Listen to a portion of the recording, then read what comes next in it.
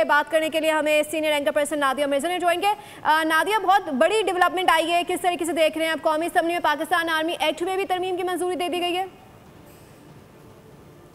जी बिल्कुल, एक्ट में तरमीम की मंजूरी दे दी गई है और अब जो है चीज़ें काफ़ी हद तक तब्दील हो चुकी हैं। वो बातें जो हम मुख्तलिफ सोर्सेज से सुन रहे थे, काफ़ी अर्से से सुन रहे थे, और वो अब बेसिकली उसका इम्प्लीमेंट हो गई है, उनका इम्प्लीमेंटेशन हुआ।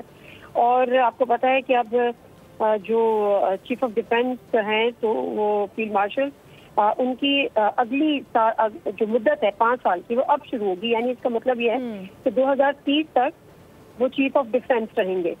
तो ये एक बहुत बड़ी डेवलपमेंट है और मेरा ख्याल है कि जो मुल्क की हालात इस वक्त थे, जो मुल्क को दरपेश चैलेंजेस थे, जिस तरह से भारत उसके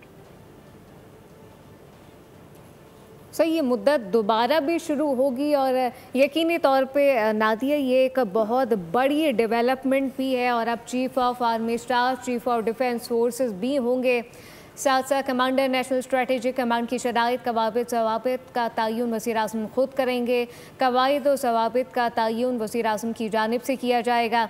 ये बड़ी डेवलपमेंट है। कौमी असम्बली में पाकिस्तान आर्मी एक्ट में तरमीम की मंजूरी दे दी गई है। सब्सक्राइब करें और बेल दबाएं ताकि कोई खबर रह न जाए।